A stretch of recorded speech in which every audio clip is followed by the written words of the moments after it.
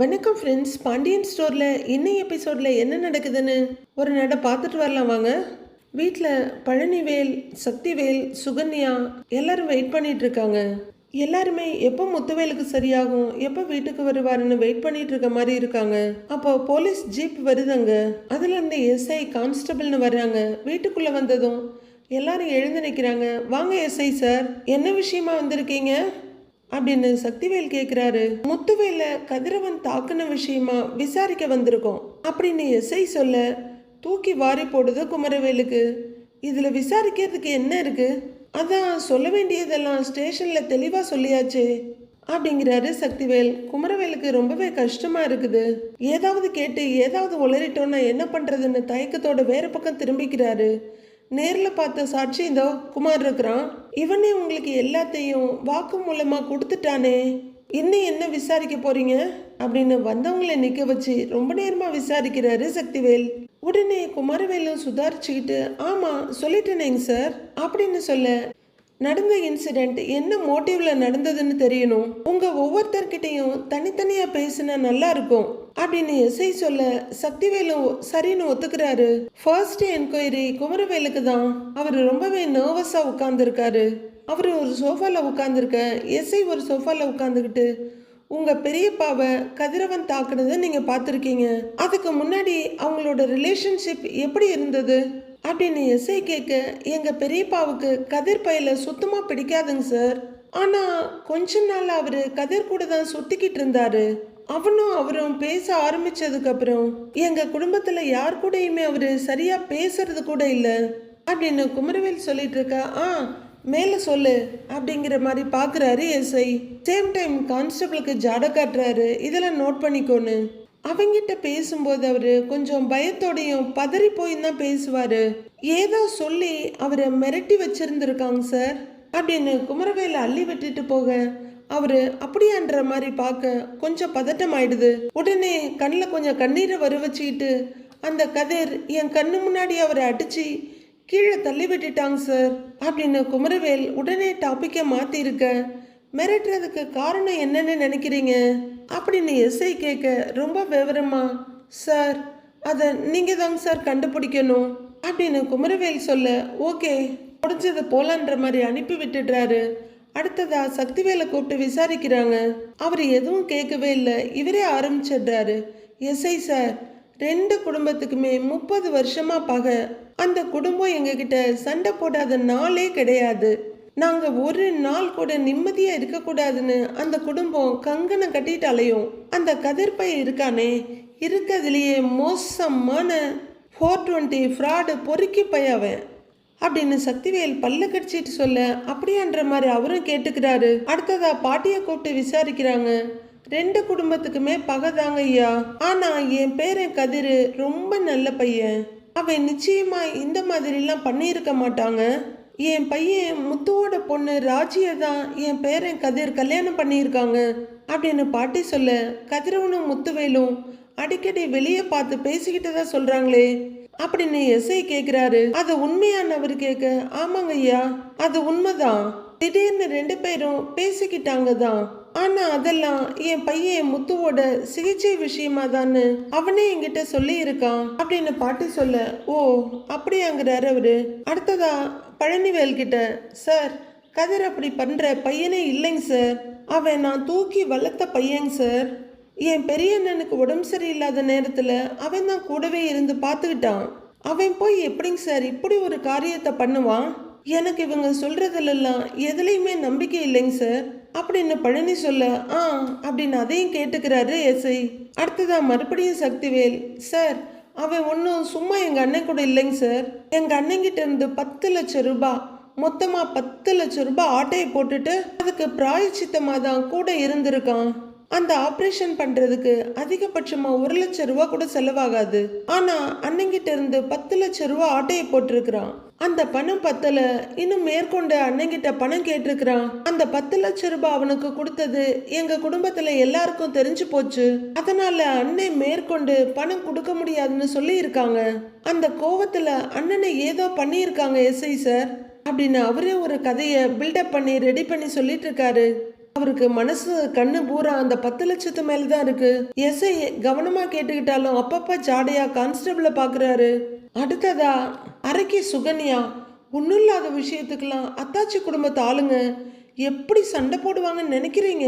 3 ஆம்பளை பசங்க வேற வெட்டவா குத்தவான்னு தான் நிப்பாங்க சார். அவங்க மூத்த மருமக தங்கமயில அவ்வளோ கொடுமைப்படுத்தி அப்புறம் அந்த புள்ள கிரிமினல் கேஸ் எல்லாம் கொடுத்துச்சு அப்படின்னு சுகன்யா டாபிக்கையே மொத்தமா திருப்பிடுறாங்க. எஸ்ஐக்கு இது புது விஷயமா இருக்கா ஐயோன்னு பாக்குறாரு. ரொம்ப முரட்டுத்தனமான குடும்பம் சார். எனக்கு நல்லாவே தெரியும். கதிர் தான் பெருசா என்னமோ பண்ணியிருப்பான், கொலை பண்ண முயற்சி பண்ணியிருப்பான். ஏதோ கடவுள் புண்ணியத்துல அவர் தப்பிச்சிட்டாரு அப்படின்னு மொழியெல்லாம் உருட்டி பிரட்டி சொல்லி முடிக்கிற சுகன்யா தப்பிச்சிட்டாரு இல்லைங்க சார் அப்படின்னு கேக்குறாங்க. ட்ரீட்மெண்ட்ல இருக்காரு பார்க்கலாம் அப்படின்னு எஸ்ஐ சொல்ல ஓ அப்படின்னு நெஞ்சில கைய வச்சுக்கிறாங்க சுகன்யா. அடுத்ததா வடிவுகிட்ட என்கொயரி பண்றாங்க. சொல்லுங்கம்மான்னு கேட்க என்ன நடந்துச்சுன்னு எனக்கு எதுவும் சொல்ல தெரியல, ஆனா மருமக மேல அவரு நிறைய மரியாதை வச்சிருந்தாருங்க சார் அப்படின்னு வடிவு சொல்ல அப்படின்னு தலையாட்டி பாக்குறாரு. அவரு மருமக கதிரும் அவர் மேல அன்பாதான் இருந்தாரு அப்படின்னு வடிவு சொல்ல யோ கேட்டுக்கையா பாத்துக்கையான்ற மாதிரி கான்ஸ்டபிள பாக்குறாரு. கதிர் இப்படி பண்ணியிருப்பாருன்னு எனக்கு தோணலைங்க சார் அப்படின்னு வடிவு சொல்றாங்க. கதிரவனும் உங்க ஹஸ்பண்டும் சென்னைக்கு போன விஷயம் உங்களுக்கு தெரியுமான்னு எஸ்ஐ கேட்க சென்னைக்கு போன விஷயம் எனக்கு தெரியாது, அவரு சேலம் போறதா தான் இங்க இருந்து சொல்லிட்டு கிளம்பினாரு. அப்புறம் ராஜியோட எக்ஸாமுக்காக அவர் சென்னைக்கு வந்திருக்கதா கதிர் தான் என்கிட்ட சொன்னாரு. அவரு திரும்பி வந்ததுக்கு அப்புறம் தான் அவருக்கு ஆபரேஷன் ஆன விஷயமே எங்களுக்கு தெரிஞ்சது அப்படின்னு வடிவு தனக்கு தெரிஞ்ச உண்மையை சொல்லிடுறாங்க. மறுபடியும் சக்திவேல் எஸ்ஐ சார், எங்க அண்ணன் விஷயத்துல கொஞ்ச நாளா என்ன நடக்குது ஏது நடக்குதுன்னு எங்க குடும்பத்துல யாருக்குமே தெரியல. இதுக்கு முன்னாடில அண்ணன் குடும்பத்துக்கு தெரியாம எதுவுமே பண்ணதே கிடையாது. எது பண்ணினாலும் எங்ககிட்ட பேசிக்கிட்டு கலந்துகிட்டு தான் பண்ணுவாரு. ஆனா கொஞ்ச நாளாவே அவருடைய நடவடிக்கை எதுவுமே சரியில்லைங்க சார். மொத்தமா மர்மமா இருக்கு. நாங்க அதையும் மீறி ஏதாவது கேள்வி கேட்டா மழப்பலா பதில் சொல்றாரே தவிர எதையும் சரியா ஃபேஸ் பண்ண மாட்டேங்கிறாரு. எங்களை பொறுத்த வரைக்கும் முழுக்க முழுக்க அண்ணன் அந்த கதிரோட கட்டுப்பாட்டுல தான் இருக்காங்க. அவன் என்ன சொன்னாலும் அதை தான் செய்யறாங்க. எங்க கிட்ட ஓப்பனாவும் சொல்ல மாட்டேங்கிறாங்க. நீங்க என்ன பண்ணுவீங்களோ ஏது பண்ணுவீங்களோ தெரியாது.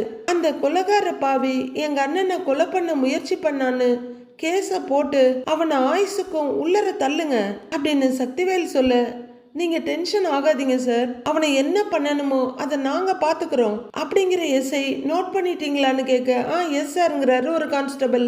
சக்திவேல் ரொம்ப சந்தோஷமா மீசையை தடவி விட்டுட்டு இருக்க எல்லாரும் கிளம்பிடுறாங்க. பாண்டியன் ஸ்டேஷனுக்கு வெளியே காத்துக்கிட்டு இருக்க அப்பா என்னாச்சுப்பா அப்படின்னு செந்தில் சரவணன் 2 பேரும் லாயரோட வர்றாங்க. டேய் கதிரை ரிமாண்ட் பண்றத பத்தி உள்ளர பேசிட்டு இருக்காங்கடா அப்படின்னு பாண்டியன் பதட்டமா சொல்ல அப்பா அப்பாங்கிறாங்க 2 பேரும். அந்த ஏற்பாட்டை தாண்டா பண்ணிக்கிட்டு இருக்காங்க அப்படின்னு பாண்டியன் சொல்ல அது எப்படிப்பா பண்ண முடியும்னு கேக்குறாரு செந்தில். டேய் எனக்கு ஒன்னும் புரியலடா, அப்படிதாண்டா பேசிக்கிறாங்க அப்படின்னு பதட்டத்தோட சொல்றவரு. சார் இப்ப என்னங்க சார் பண்றது சொல்லுங்க சார் அப்படின்னு வக்கீல் கிட்ட கேக்குறாரு. சார் இன்ஸ்பெக்டர் கிட்ட பேசலாம் வாங்க அப்படின்னு லாயர் சொல்லிட்டு உள்ளர போக சரி வாங்கன்னு எல்லாரும் போறாங்க. இவங்க 4 பேரும் உள்ளர வேகமா வர கரெக்டா செல்ல திறக்கிறாங்க. கதிர் வெளியே வர்றாரு. இன்ஸ்பெக்டர் கையில ஃபைலோட எங்கேயோ கிளம்புறாரு. அட்வொகேட் உள்ளர வந்தவரு சார் நான் ஜெயராமன் கதிரவனோட அட்வொகேட்டுங்கிறாரு. இவனை கஸ்டடியில எடுத்து விசாரிக்க சொல்லி கோர்ட்ல ஆர்டர் கொடுத்துருக்காங்க அப்படின்னு இன்ஸ்பெக்டர் சாதாரணமா சொல்ல இவங்க எல்லாருமே பயங்கரமா அதிர்ச்சி ஆகுறாங்க. சார் கதிரவன் எந்த தப்புமே பண்ணல, அவரை கொலை பண்றதுக்கான எந்த முகாந்திரமும் இவருக்கு இல்லைங்கிறாரு லாயர். எவிடன்ஸ் இருக்கான்னு கேக்குறாரு இன்ஸ்பெக்டர். சார் அது வந்துன்னு வக்கீல் யோசிச்சுட்டு இருக்க, ஆனா இவன் கொலை பண்ண பார்த்ததுக்கு எவிடன்ஸ் இருக்கு அப்படின்னு இன்ஸ்பெக்டர் ஸ்ட்ராங்கா சொல்ல அப்பவும் கதிர் வாயை மூடிட்டு அப்படியே நிக்கிறாரு. கண்ணால பார்த்த சாட்சி இருக்கு. முத்துவேல் வீட்டு ஆளுங்க கிட்ட விசாரிச்சதுல அவங்களும் குழப்பமா தான் ஸ்டேட்மெண்ட் கொடுத்துருக்காங்க அப்படின்னு இன்ஸ்பெக்டர் சொல்ல 2 ஃபேமிலிக்கும் ஏற்கனவே பகை இருக்குங்க சார், அதை வச்சு போய் கம்ப்ளைண்ட் கூட கொடுத்துருக்கலாம் இல்லைங்கிறாரு லாயர். கம்ப்ளைண்ட் பொய்யா இல்லையாங்கிறது விசாரணையில தெரிய வரும், நீங்க பெயில மூவ் பண்ணிக்கோங்க அப்படின்னு இன்ஸ்பெக்டர் சொல்ல வக்கீல் அப்படியே அசந்து போய் நிக்கிறாரு. சார், எத்தனை தடவைங்க சார் சொல்றது? கதிர் நல்லவங்க சார். சின்ன வயசுல இருந்து அவன் ஒரு தப்பு கூட பண்ணினது இல்லைங்க சார்.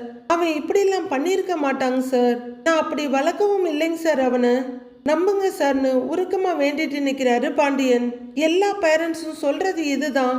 அதை கேட்டு நாங்க எந்த டெசிஷனும் எடுக்க முடியாது அப்படிங்கிறாரு இன்ஸ்பெக்டர். சார், இதுக்கு பின்னாடி வேற என்னமோ நடந்திருக்குங்க சார். அது என்னன்னு அப்படின்னு செந்தில் சொல்லிட்டு இருக்க. அது என்னன்னு நாங்க விசாரிச்சுக்கிறோம் அப்படின்னு அவரு கட் பண்ணி விட்டுடுறாரு. சார், எங்க தம்பியை விட்டுருங்க சார், அவன் எந்த தப்பும் பண்ணல அப்படின்னு சரவணன் சொல்ல, எதுவா இருந்தாலும் கோர்ட்ல பாத்துக்கோங்க, யோ கூட்டிட்டு வாயா அப்படின்னு ஒரு கான்ஸ்டபிள் கிட்ட சொல்றாரு இன்ஸ்பெக்டர். சார் அப்படின்னு அவர் வந்து கதிரவன் பக்கத்துல நிக்க, அவனை வண்டியில ஏத்து சீக்கிரம் அப்படிங்கிறாரு இன்ஸ்பெக்டர். முதல்ல எல்லாரும் தள்ளுங்க, தள்ளி நில்லுங்க அப்படின்னு இன்ஸ்பெக்டர் ஒரு பக்கம் கதிரோட கையை பிடிக்க, இன்னொரு பக்கம் கான்ஸ்டபிள் கையை பிடிச்சிட்டு நடத்தி கூட்டிட்டு போறாங்க. சார் சார் ப்ளீஸ் சார், சொல்றதை கேளுங்க சார் அப்படின்னு ஆளாளுக்கு கெஞ்சிட்டு இருக்கிறாங்க.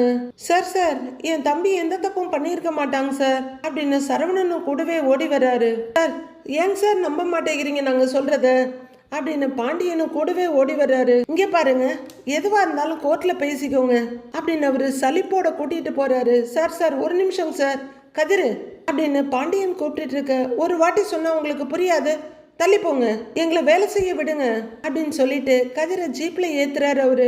சார், எதுவும் பண்ண முடியாதா அப்படின்னு சரவணன் லாயர் கிட்ட கேட்க, கொஞ்சம் பொறுமையா இருங்க, கோர்ட்ல தான் மூவ் பண்ணணும், இப்ப இமீடியட்டா எதுவும் பண்ண முடியாதுன்றாரு லாயர். இன்ஸ்பெக்டர் முன்னாடி ஏறி உட்கார்ந்துடுறாரு.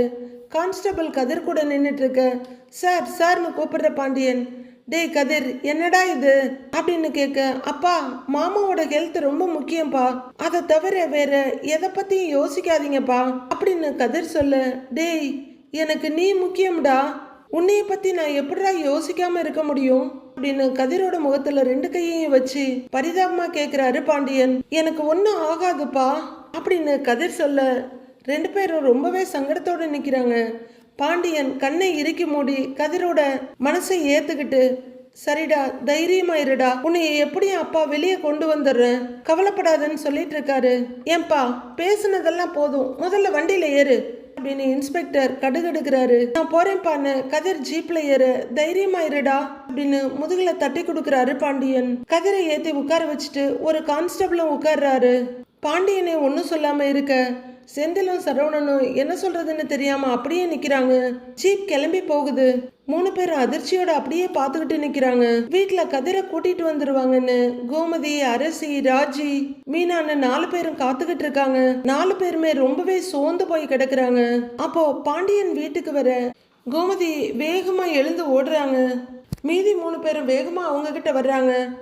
ஏங்க கதிர் எங்கங்க அப்படின்னு கோமதி கேட்க, மாமா கதிர் உங்க கூட வரலையா, அவனை ஏன் மாமா கூட்டிக்கிட்டு வரல, வெளியில ஏதோ நிக்கிறானா அப்படின்னு ராஜி ஒரே படபடப்பா கேட்க, எந்த பதிலும் சொல்லாம பாண்டியன் தலை குனிச்சு நிக்கிறாரு. சரவணனும் ரொம்ப கில்ட்டா பாத்துட்டு இருக்காரு. செந்திலும் சங்கடத்தோட வேற பக்கம் பார்வையை திருப்பிக்கிறாரு. என்னாச்சுன்னு கேக்குறாங்க மீனா. டென்ஷன் ஆகுற அரசி, அண்ணே எங்கன்னு சொல்லுங்களேன்றாங்க. நாங்க எவ்வளவோ முயற்சி பண்ணணும், அட்வொகேட் கூட பேசி பார்த்துட்டாரு, ஆனா எதுவுமே வேலைக்கு ஆகலன்னு முடிச்சிடுறாரு சரவணன். வேலைக்கு ஆகலன்னா அப்படின்னு ராஜி பயத்தோட கேட்க, கதிரை ரிமாண்ட் பண்ணி ஜெயிலுக்கு கூட்டிட்டு போயிட்டாங்க அப்படின்னு செந்தில் சொல்ல, ராஜி பயங்கர அதிர்ச்சி ஆகுறாங்க. கோமதி அதிர்ச்சி தாங்க முடியாம ஐயோன்னு கத்தி வாயில கைய வச்சிடுறாங்க. அரசியும் 2 கையாலையும் வாயை பொத்திட்டு அழறாங்க. மீனாவும் அதிர்ச்சியோட பாக்குறாங்க. உடனே கோமதி நெஞ்சில கைய வச்சுட்டு ஐயோ ஐயோ கதிரன்னு அழ ஆரம்பிக்க, அம்மா அழாதம்மா அப்படிங்கிறாரு சரவணன். ஐயோ கதிரு, என்னங்க என்ன நடக்குது, என்னங்க அப்படின்னு கோமதி பாண்டியனோட கையை பிடிச்சி விழுக்குறாங்க. என்னங்க சொல்லுங்க, என்ன நடந்தது அப்படின்னு கோமதி அழுகையும் பதட்டமா கத்திட்டு இருக்க. கோமதி அழுகாதன்றாரு மெதுவா அவரு. அரசி ஒரு பக்கம் கண்ணீர் வடிச்சிட்டு இருக்க. ராஜி அதிர்ச்சியில சிலையா மாறிடுறாங்க. நீங்க அவனை கூட்டிட்டு வரேன்னு சொல்லி தானே போனீங்க அப்படின்னு கோமதி கேட்க, நாங்களும் முடிஞ்ச அளவுக்கு முயற்சி பண்ணி பார்த்தோம், எங்களால எதுவுமே பண்ண முடியலங்கிறாரு பாண்டியன். உடனே கோமதி அதிர்ச்சியாகி, அப்போ அப்போ என் புள்ள ஜெயில தான் கிடக்கணுமா அப்படின்னு கதற, ஏய் அப்படிலாம் கிடையாது, அவனை எப்படியாவது கூட்டிட்டு வந்துடலாம் அப்படின்னு ரொம்ப சங்கடமா உடைஞ்ச குரல்ல சொல்றாரு பாண்டியன். அழுதுட்டு இருந்த ராஜி, மாமா கதிருக்கு அப்பா மேல ரொம்ப பாசம் மாமா. அவருக்காக என் எக்ஸாமு கூட வராம அவர் கூடவே இருந்தவன் அவன். அவன் எப்படி மாமா என் அப்பாவுக்கு கெடுதல் நினைக்க முடியும் அப்படின்னு ராஜி கேக்குறாங்க. ஏதோ பாண்டியன் தான் ஜட்ஜ் மாதிரி. பாவம் அவரே நொந்து நூடுல்ஸ் ஆகி நிக்கிறாரு. ஆமாங்க அப்படின்னு கோமதியும் சொல்லிட்டு இருக்க. ராஜி, கதிரை பத்தி எங்களுக்கு தெரியாதா?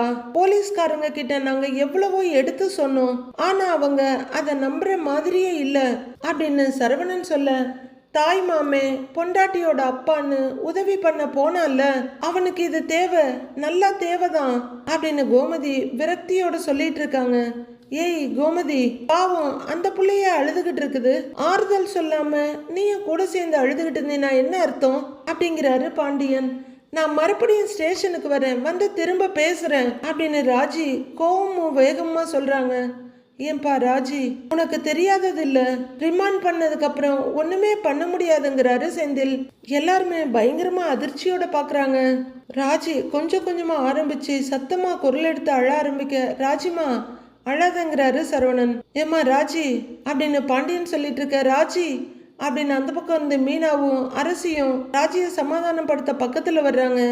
கோமதியும் கையை நீட்டி அழாதடின்றாங்க. வந்துருவான்ப்பா, அழாதப்பாங்கிறாரு பாண்டியன். கதிர் எந்த தப்புமே பண்ணிருக்க மாட்டான்னு நம்ம எல்லாருக்குமே நல்லா தெரியும். அதை நம்ம எப்படியாவது போலீஸ் ஸ்டேஷன்ல சொல்லி நிரூபிப்போம்ப்பா அப்படின்னு பாண்டியன் சொல்ல, ராஜி எதையும் கண்டுக்காம அழுன்னு அழுறாங்க. கோமதியும் அழுதுகிட்டு இருக்க. நீ ஒன்னும் வருத்தப்படாதப்பா, நாளைக்கு எப்படியாவது அவனை வெளியில கொண்டு வந்துடலாங்கிறாரு பாண்டியன். உங்க அப்பாவோட இந்த நிலைமைக்கு வேற யாராவது காரணமா இருந்தா அவனை தேடி கண்டுபிடிச்சு கண்டிப்பா தண்டனை வாங்கி கொடுப்போம் அப்படின்னு பாண்டியன் சொல்லிட்டு இருக்காரு. அவனை கண்டிப்பா வெளியில கூட்டிட்டு வந்துடலாம் ராஜிமா அப்படின்னு சரவணனும் ஆறுதல் சொல்றாரு. அழாத ராஜி அப்படின்னு மீனா முடிஞ்ச அளவுக்கு ஆறுதல் படுத்துறாங்க. என்னப்பா ராஜி, உங்க அப்பாவை பத்தி ஏதாவது தகவல் தெரிஞ்சுதான்னு கேக்குறாரு பாண்டியன். அவரு இன்னுமே மயக்கத்துல தான் இருக்காரு மாமா. என்னால அங்கேயும் போக முடியல, அவர் பக்கத்துலயும் இருக்க முடியல, எனக்கு யார பத்தி யோசிக்கிறதுனே தெரியல அப்படின்னு முகத்துல அடிச்சுட்டு அழறாங்க ராஜி. உண்மையிலேயே ரொம்ப கஷ்டமான சுச்சுவேஷன் தான்.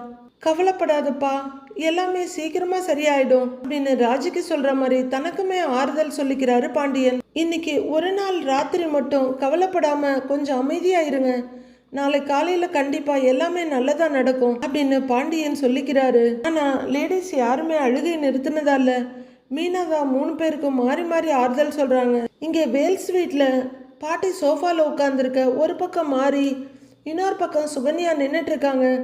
வடிவு ஒரு பக்கம் சரிஞ்சு சோஃபால தரையில உட்கார்ந்து இருக்காங்க.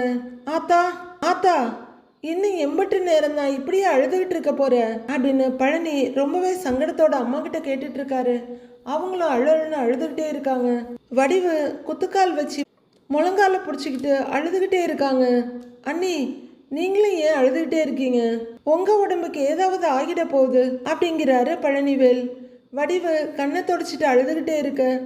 இப்பதான்ப்பா ஆஸ்பத்திரியிலிருந்து முத்துவேல் வந்தான், இன்னும் அவன் உடம்பு கூட முழுசா சரியாகல, அதுக்குள்ள ஆஸ்பத்திரியிலேயே இப்படி படுக்கிற மாதிரி ஆயிடுச்சே அப்படின்னு பாட்டி கதற, அண்ணன் சரியாயிடுவார் ஆத்தா அப்படின்னு சொல்ல பாட்டி நம்பிக்கை இல்லாம தலையாட்டுறாங்க. ஒன்று இப்படி மயக்கமே தெரியலையே தம்பி அப்படின்னு வடிவு சொல்ல, நம்பிக்கையோட இருங்க அண்ணி, அண்ணனுக்கு கண்டிப்பா குணம் ஆயிடுங்கிறாரு பழனி. இவங்க 3 பேரும் முத்துவேலுக்காக கவலைப்பட்டு இருக்க. ஆனா கதிர் இப்படி பண்ணுவான்னு நான் சுத்தமா நினைச்சு கூட பார்க்கல அப்படின்னு சுகன்யா வெடுக்குன்னு சொல்ல, பாட்டி அப்படியே பாக்குறாங்க. பழனி உடனே திரும்பி, சுகன்யா நீ பாட்டுக்கு எதையாவது சொல்லிக்கிட்டே இருக்காத, கதிர் அப்படிப்பட்ட ஆள்லாம் கிடையாது அப்படின்னு சொல்ல, முகத்தை பயங்கர வெறுப்பா வச்சுக்கிட்டு, எதுவும் செய்யாமையா ஜெயில புடிச்சு போட்டிருக்காங்க அப்படின்னு சுகன்யா கேக்குறாங்க. அம்மாடி, சந்தர்ப்ப சூழ்நிலை அந்த மாதிரி ஆயிருக்கும், நீ உடனே அவனை சந்தேகப்படாதம்மா அப்படின்னு பாட்டி சொல்ல, வரிஞ்சு கட்டிட்டு வந்துருவாங்க அப்படின்னு சுகன்யா வெடுக்குன்னு முகத்தை திருப்பிக்கிறாங்க. எப்படி அத்தை சந்தேகப்படாம இருக்க முடியும்? அதான் குமார் பார்த்திருக்கான்ல அவரை கீழே தள்ளி விடுறத அப்படின்னு மாரியும் கேட்க திடுக்குன்னு பாக்குறாங்க பாட்டி. உடனே பழனி, குமாரன் இல்ல, அந்த கடவுளே வந்து சொன்னாலும் நான் நம்ப மாட்டேன் அப்படின்னு சொல்ல மாரி அதிர்ச்சியா பாக்குறாங்க. அக்கா மவனை நம்புவீங்க, அண்ணன் மவனை நம்ப மாட்டீங்களோ அப்படின்னு சுகன்யா எரிச்சலோட கேக்குறாங்க. கதிருக்கும் அண்ணனுக்கும் ஏதாவது விரோதமா? அவன் ஏன் அப்படிலாம் பண்ணணும் அப்படின்னு பழனி கேட்க, அதான் பணம் கொடுக்கல் வாங்கல இருந்ததாமே 2 பேருக்கு இடையில, அதுல ஏதாவது பிரச்சனை வந்திருக்குன்றாங்க மாறி. நான் ஊர்ல இருந்து வந்த பிறகுதான் உங்க அண்ணன் எல்லா விஷயத்தையும் சொன்னாரு. வீட்டுல நாம இம்புட்டு பேர் இருக்கும்போது மாமா எதுக்காக கதிர் கூட ஹாஸ்பிட்டலுக்கு போகணும், ஆபரேஷன் பண்ணிக்கணும் அப்படின்னு மாறி அடுக்கடுக்கா கேட்க, பழனி கிட்ட பதில் இல்ல. ஆனா வடிவு மட்டும் அழுதுகிட்டே நெஞ்சில கைய வச்சுட்டு பாக்குறாங்க. ஆரம்பத்துல இருந்தே அந்த கதிர் என்னமோ பண்ணி இருக்கான். உங்க அண்ணன் சொன்னப்ப நான் கூட இத நம்பல தம்பி, ஆனா இப்பதானே எல்லாமே புரியுது அப்படின்னு மாறி கோவமும் வெறியுமா சொல்றாங்க. பழனி அதிர்ச்சியோட பாத்துட்டு இருக்க, ஐயோ அம்மாடி மாறி, ஏம்மா நீயுமா இப்படி யோசனை பண்ற அப்படின்னு பாட்டி கேட்க, மாறி பதில் சொல்றதுக்கு முன்னாடி, நீங்க தான் இப்படி வெளுத்ததெல்லாம் பாலுன்னு நம்பிக்கிட்டு இருக்கீங்க, எல்லாரும் அப்படி இருப்பாங்களா என்ன அப்படிங்கிறாங்க சுகன்யா. நிராதரவா பாட்டி சுகன்யாவை பார்க்க, தேவையில்லாம சந்தேகப்படாதீங்க, கண்டிப்பா கதிர் அப்படி பண்ற ஆளே கிடையாது அப்படிங்கிறாரு பழனி. நீங்க தான் நினைச்சுக்கிட்டு இருக்கிறீங்க, போலீஸ்காரங்களுக்கு தெரியாதா அப்படின்னு ரொம்பவே கிண்டலா கேக்குறாங்க மாறி. அண்ணி நீங்க எதுக்கும் கவலைப்படாதீங்க, அண்ணனுக்கு எதுவும் ஆகாது, அண்ணன் நல்லபடியா திரும்பி வந்துருவாங்க அப்படிங்கிறாரு பழனிவேல். தம்பி அவருக்கு எதுவும் ஆகக்கூடாது, அப்படி ஏதாச்சும் ஆச்சுன்னா நான் உசுரோடவே இருக்க மாட்டேன், நானும் போய் சேர்ந்துடுவேன் அப்படின்னு வடிவு சொல்ல, அம்மாடி அப்படின்னு ஏக்கமா கூப்பிடுறாங்க பாட்டி. அக்கா அப்படின்னு சுகன்யா கூப்பிட, அக்கா அப்படிலாம் பேசாதீங்க அப்படின்றாங்க மாறி. தயவு செஞ்சு அப்படிலாம் பேசாதீங்க அண்ணி, விடியறதுக்குள்ள அண்ணன் கண்ணு முழிச்சிடுவாங்க அப்படின்னு பழனிவேல் சொல்லிட்டு இருக்க, எதையோ நினைச்சு ஏங்கி ஏங்கி அழுதுட்டு இருக்காங்க வடிவு. என்ன நடந்ததுன்னு அவங்களே சொல்லுவாங்க, அப்புறம் எல்லா உண்மையும் வெட்ட வெளிச்சம் ஆகும்ல, அப்ப எல்லாரும் அமைதியா இருப்பீங்கல்ல அப்படின்னு சுகன்யாவையும் மாரியையும் மாறி மாறி பார்த்து எரிச்சலோட சொல்றாரு. நீங்க எதுக்கும் கவலைப்படாதீங்கன்னு வடிவுக்கு ஆறுதலும் சொல்றாரு. உங்க நம்பிக்கையை நீங்களே மூட்டை கட்டி வச்சுட்டு தூக்கிட்டு அலைங்க அப்படின்ற மாதிரி சுகன்யா பார்த்துட்டு இருக்க, கடவுளே அப்படின்னு பாட்டி ஏங்கி ஏங்கி அழுதுட்டு இருக்காங்க. அப்பாடா, எல்லாரும் சொன்ன மாதிரி அடுத்த நாள் பொழுது விடியுது, என்ன மாற்றம் வருதுன்னு பார்க்கலாம். ஹாஸ்பிட்டலுக்கு வெளியே சக்திவேலும் குமரவேலும் தான் இருக்காங்க. சக்திவேல் சேர்ல உட்காந்துட்டு அப்படியே கண்ணை மூடி மூடி திறந்துட்டு இருக்காரு, தூக்கம் தாங்க முடியல அவருக்கு. குட்டிச்சாத்தான் குமரவேல் மட்டும் இந்த பக்கம் அந்த பக்கம் நடந்துட்டு இருக்காரு. கண்ணாடி வழியா கண்ணு மூடி படுத்திருக்க அவங்க பெரியப்பாவை பாக்குறாரு. கடவுளே நான் வேணும்னு எதுவும் பண்ணல, பெரியப்பா மேல எனக்கும் நிறைய பாசம் இருக்கு, ஆனா பெரியப்பா இப்ப கண்ணு முழிச்சாருன்னா அவ்வளவுதான், கதிருக்காக பெரியப்பா என்ன காட்டி கொடுத்துருவாரு, அப்புறம் நான் ஜெயிலுக்கு போயிடுவேன், அத்தோட என் கதை முடிஞ்சு போயிடும். ஐயோ பெரியப்பா கண்ணு முழிக்க கூடாதே, கடவுளே காப்பாத்துப்பா அப்படின்னு மனசுல போட்டு உழட்டிக்கிட்டு பயத்துல அரட்டிக்கிட்டு இருக்காரு குமரவேல். அப்போ டாக்டரும் ஒரு நர்ஸும் அவசரமா அந்த ரூம்குள்ள வர்றாங்க. டாக்டர் முத்துவேலை செக் பண்ணிட்டு இருக்க குமரவேல் கண்ணாடி வழியா பார்த்துட்டு இருக்காரு. டாக்டர் பிரஷர் ஹார்ட் பீட்லாம் செக் பண்ணிட்டு நர்ஸ்க்கு ஏதோ இன்ஸ்ட்ரக்ஷன் கொடுத்துட்டு இருக்காரு. சக்திவேல் மெல்ல கண்ணை முழிச்சு முழிச்சு பார்த்துட்டு அடுத்து கண்ணை தேய்ச்சிட்டு இருக்காரு. குமார் உள்ளரையே பார்த்துக்கிட்டு இருக்க, டேய் குமாரன்னு கூப்பிட, தூக்கி வாரி போட, அப்பா அப்படின்னு திரும்புறாரு. என்னடா ஆச்சு, டாக்டர் எப்போ வருவாங்களாம் அப்படின்னு சக்திவேல் கேட்க, டாக்டர் வந்துட்டாருப்பா, இல்ல பாத்துக்கிட்டு இருக்காரு அப்படிங்கிறாரு அவரு. வந்துட்டாரா, என்னடா சொன்னாரு அப்படின்னு சக்திவேல் கேட்க, குமரவேல் அப்படியே ஆன்னு நிக்கிறாரு. என்னடா நேத்தி அட்மிட் பண்ணோம், இன்னைக்கு வரையிலும் ஒரு சின்ன இம்ப்ரூவ்மெண்ட் கூட இல்லையடா, பார்க்கறதுக்கும் விட மாட்டேங்கிறாங்க, என்னதான்டா சொல்றாங்க அப்படின்னு அவரு ரொம்பவே சலிப்பும் வருத்தமா கேட்குறாரு. குமரவேல் ஒன்றும் சொல்லாம பார்த்துட்டு இருக்க, ஏண்டா பேசாம வேற ஹாஸ்பிட்டலுக்கு மாத்திருவோமாடா அப்படின்னு கேட்க, ஐயோ அவரு கண்ணு முழிச்சா தன்னோட கதை கந்தலாயிடுமேன்னு நினைக்கிற குமரவேல், ஆஹா அதெல்லாம் வேணாம்ப்பா, இதுவே நல்ல ஹாஸ்பிட்டல் தானே, இங்கேயே நல்லா தான் பாக்குறாங்க அப்படின்னு தடுமாறுறாரு. அதெல்லாம் சரிடா, அண்ணன் இன்னும் கண்ணு முழிக்காமையே இருக்காரேடா அப்படின்னு அவரு சங்கடப்பட, அப்பா டாக்டர் பார்த்துட்டு இருக்காருப்பா, கண்டிப்பா பெரியப்பா கண்ணு முழிச்சிடுவாரு அப்படிங்கிறாரு குமரவேல். அண்ணன் இன்னும் கண்ணு முழிக்கலையேன்னு சக்திவேல் வருத்தப்பட்டு இருக்க, ஐயோ பெரியப்பா கண்ணு முழிச்சிடக்கூடாதே அப்படின்னு குமரவேல் வேண்டிட்டு இருக்க. நல்ல கான்ட்ராஸ்டா போயிட்டு இருக்கு. நீங்க வேணும்னா வீட்டுக்கு போயிட்டு வாங்க, நான் பாத்துக்கிறேன் அப்படின்னு குமரவேல் சொல்ல, டேய் அண்ணனை இந்த நிலைமையில விட்டுவிட்டு நான் வீட்டுல போய் என்ன பண்ண போறேன், ஒரு அடி கூட இங்க இருந்து நகர மாட்டேன்டா அப்படின்னு பாசக்கார தம்பி சக்திவேல் சொல்றாரு. குமரவேலுக்கு ஒரே தடுமாற்றமும் படபடப்புமா இருக்கு. டேய் உட்கார்டா அப்படின்னு சக்திவேல் சொல்ல வேற வழியே இல்லாம உட்கார்றாரு குமரவேல். முத்துவேல் படுத்திருக்க பொசிஷனை பார்த்தா அவர் கண்ணு முழிக்கிற மாதிரியே தெரியல. பையன் உட்கார்ந்ததும், டேய் அண்ணனு இந்த நிலைமைக்கு ஆளாக்குனவன ஆயுசு முழுக்க வெளியே விடவே கூடாதுரா அப்படின்னு சொல்ல குமரவேலுக்கு தூக்கி வாரி போடுது. அதுக்கு நாம என்ன பண்ணணுமோ அதை பண்ணணும்டா அப்படின்னு சொல்ல பண்ணிடலாம்ப்பா அப்படிங்கிறாரு குமரவேல். குமாரு அப்படின்னு கூப்பிட நிமிந்து பாக்குறாரு. நீ வேணா வீட்டுக்கு போயிட்டு வாடா அப்படின்னு சக்திவேல் சொல்ல, இல்லப்பா நான் இங்கே இருக்கேங்கிறாரு அவசரமா. அப்பாடா, ரொம்ப நேரமா முத்துவேலோட முகத்தையே காட்டிட்டு இருந்தது வீண் போகல. டாக்டர் சொல்லிட்டு இருக்க நர்ஸ் நோட் பண்றவங்க நிமிந்து பார்க்க முத்துவேல் கண்களை திறக்கிறாரு. டாக்டர் பேஷண்ட் கண்ணு முழிச்சிட்டாரு அப்படின்னு நர்ஸ் சொல்ல டாக்டர் திரும்பி பார்க்குறாரு. முத்துவேல் மெதுவா கண்ணை முழிச்சு பார்க்குறாரு. இல்ல டாக்டர் அப்படின்னு கூப்பிட, ரொம்ப ஸ்ட்ரெயின் பண்ணாதீங்க, ரிலாக்ஸா இருங்க, ஒன்றும் பிரச்சனை இல்லைங்கிறாரு டாக்டர். ஆல்ரைட் நர்ஸ் கொஞ்சம் பார்த்துக்கோங்க அப்படின்னு சொல்ல, ஓகேங்க டாக்டருங்கிறாங்க அவங்க. நான் சொன்னதெல்லாம் ஃபாலோ பண்ணிக்கோங்க அப்படின்னு டாக்டர் சொல்ல, ஓகேங்க டாக்டர் அப்படின்றாங்க நர்ஸ். வாங்க அப்படின்னு நர்ஸை கூட்டிட்டு டாக்டர் வெளியே வர உள்ளர லைட்டா தலையை அசைச்சிட்டு இருக்காரு முத்துவேல். டாக்டர் வர்றதை பார்த்ததும், டேய் டாக்டர் வர்றாரு அப்படின்னு சக்திவேல் எழுந்திருக்க குமரவேலும் கூடவே எழுந்து நிற்கிறாரு. டாக்டர் அண்ணன் இப்ப எப்படி இருக்காங்க அப்படின்னு சக்திவேல் கேட்க, இனிமே நீங்க பயப்பட தேவையில்லை, பேஷண்ட் கண்ணு முழிச்சிட்டாரு அப்படின்னு டாக்டர் சொல்ல, அவ்வளோதான் குமரவேலோட முகம் இருண்டு போயிடுது. பயங்கர அதிர்ச்சி. அப்படியே திருன்னு இங்கேயும் அங்கேயுமா முழிக்க சக்திவேல் முகத்துல ஒரு பெரிய சிரிப்பு வந்து ஒட்டிக்குது. குமரவேல் ஐயோன்னு அதிர்ந்து போய் நிக்க டாக்டர் அந்த இடத்த விட்டு போறாரு. அடுத்து என்ன நடக்க போகுதுன்னு நாளை எபிசோட்ல பார்க்கலாம் ஃப்ரெண்ட்ஸ்.